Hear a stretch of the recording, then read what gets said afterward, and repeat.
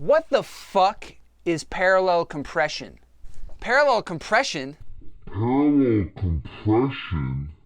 Sup Internet World, it's Wyatt here, reporting to you from Savannah Studios in Los Angeles, California. In this video, I'm going to explain what parallel compression is and how to do it in your mixes and your productions. It's a very simple concept originating from New York City. A lot of people call it the New York style compression. And it's basically as simple as this. You have one channel that is uncompressed, and you duplicate it or you send it somewhere else, and you hyper compress it, and you blend the two together. So you get the attack and the natural kind of aesthetic that the uncompressed channel has, but also blending in a hyper amount of compression so it sounds really rich, really full, and really exciting.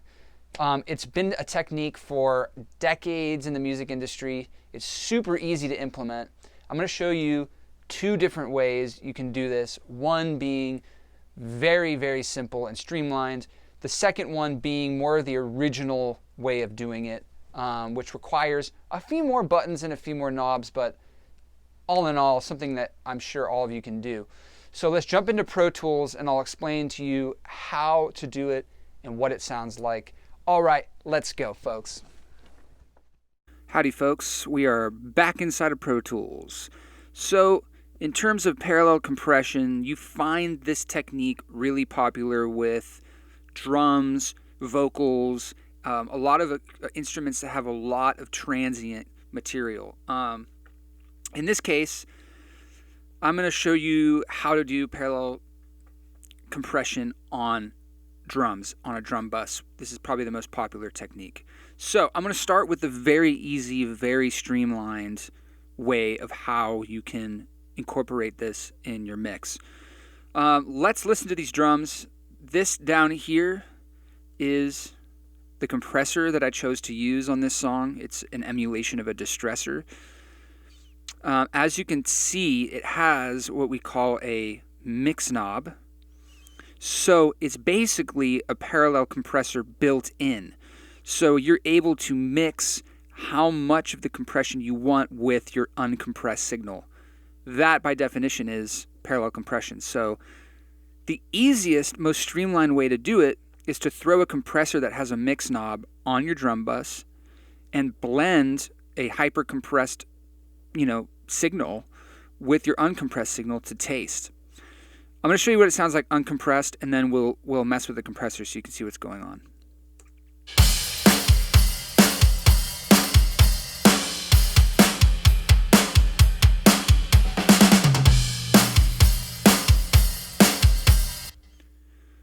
Okay, so drum compression is a huge part of a mix of the energy of the song, especially when you're talking about drum sets and trying to make it pop in a mix. So I'm going to unbypass this distressor here, and I'm going to crank this mix knob all the way to 100% so you can see what the compression sounds like 100% wet on its own. It's going to sound extreme, but bear with me.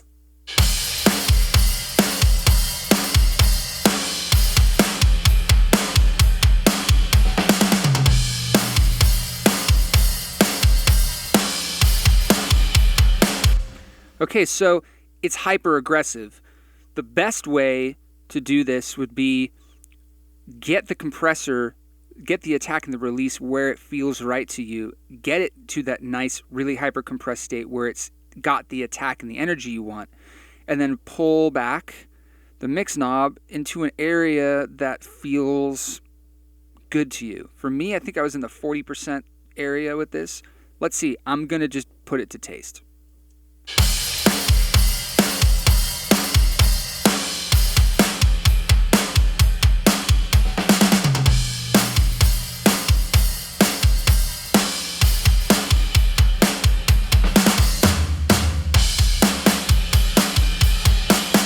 Around there sounds pretty cool.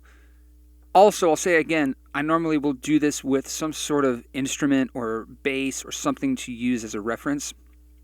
I'm only showing you the drums soloed so you can hear and understand how to do this totally singularly from anything else, you may want to do. This video is purely on parallel compression. So that's it, guys. That's step one, the very, very easy way to do it. Okay, so I'm going to bypass this. I'm going to walk you through how to do it the not so streamlined way, but the more classic way, the old school way of doing it. Right here you see I have a bus. It's called drums. These are all my drums. They're routing to this drum bus. I'm bypassing this compressor, so let's imagine it's not there. And I want to do some parallel compression. What I'm going to do is go to track. I'm going to add a stereo aux input. In Pro Tools it's called aux input. I don't really know why. And a lot of other DAWs like Studio One and Cubase and Logic and all that, it's a bus or a group. Aux input, create. So we have an aux input here. Make this the same height. I'm going to put this, I'm going to label this drum crush. Oh, geez. Drum crush. Okay. What I'm going to do is assign it to a bus. Looks like 1718 is open. And then what I'm going to do is I'm going to send.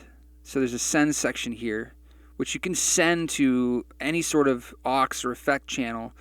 In this case, I'm going to send it to this bus 17 and 18, where the drum crush is. So you go to bus 17 and 18. For simplicity, I'm just going to zero it out. So now you have the drum bus uncompressed sending to a drum crush compressor. Okay, so let's turn this on. Now what I can do is throw a compressor. It could be any compressor. It doesn't have to have a mix knob, because we're basically creating a mix knob ourselves with this aux input. So let's pick a compressor. Let's see. I'm just going to go where it hits. That's Kramer Pi. Okay, perfect example. Okay, so what I'm going to do is get it hyper compressed. You're going to be hearing both, and I'm going to blend to taste. So let's give this a go.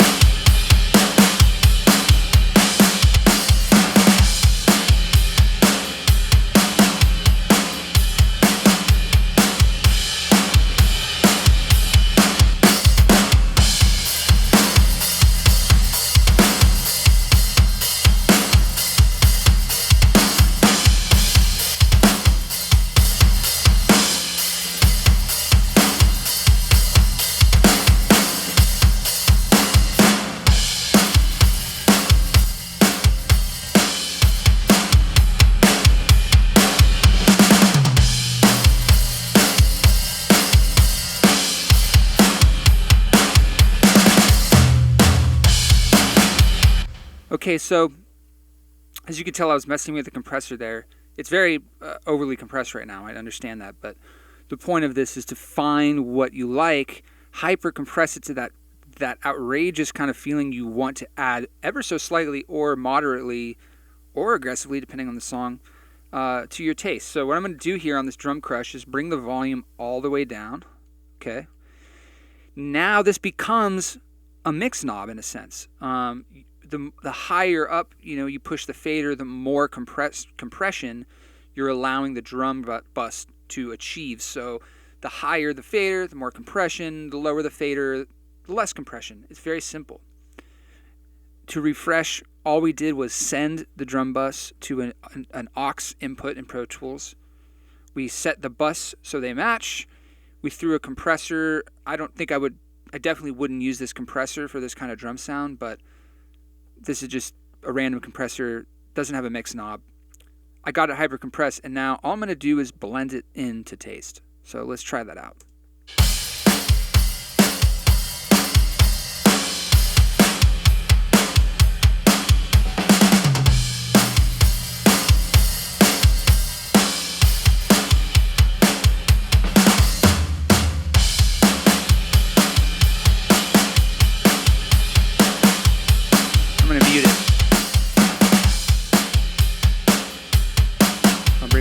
compressor back in.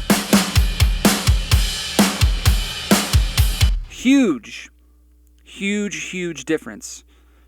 I can't tell you how much parallel compression works, how fucking amazing it is at accomplishing a compression that's not overly done. It's not too much sauce, and the fact that you can control how much of it you want is a very cool thing. It's a lot more, how do I say, it allows for a lot more detail within your mix, and that you don't have to just apply this to drums. You can apply this to vocals, which is another amazing source, to bass guitar, acoustic guitars, anything that needs compression, but you want to be able to control the character of the compressor, and you want to be able to hold and keep the body and the transient of the original source. So that's it, guys. That's how you do parallel compression. That's what it is. That's how you set it up in Pro Tools, the very easy way and the old school way. If you have any questions, shoot me an email. Make sure to hit the subscribe button. You know what to do. Have fun, folks. Hasta luego.